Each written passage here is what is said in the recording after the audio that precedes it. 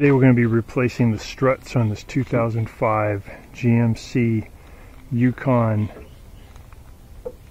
rear window, and the reason is after a while they don't hold up as good, so when you raise it up, this one's doing actually pretty good today, but usually the weight of the glass kind of brings it down. It's just because the seal fails over time. So these new ones, these new struts, cost about $25 from Amazon.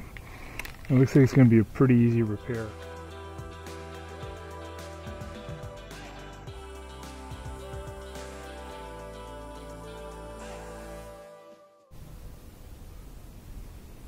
So we have the little one goes on the top, and this bigger fitting goes on the bottom. Okay. Look at that ball and socket too. The ball is pretty big on the bottom one, pretty small on the top one. Okay.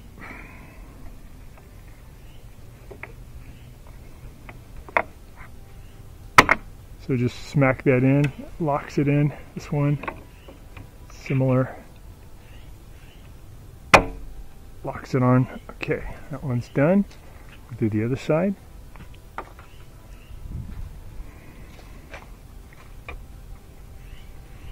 So we're going to go into this slot and then pry back on the spring.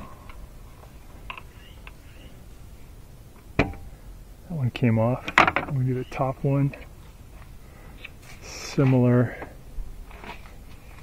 Put it in there. Pry back on the spring. All right. So the spring's pried back. It pulls off. Okay. Now we're going to go ahead and put on the new one.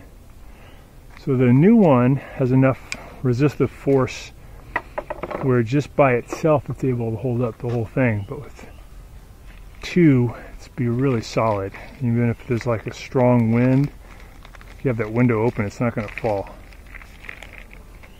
So here's the new strut. Here's the new package of connectors.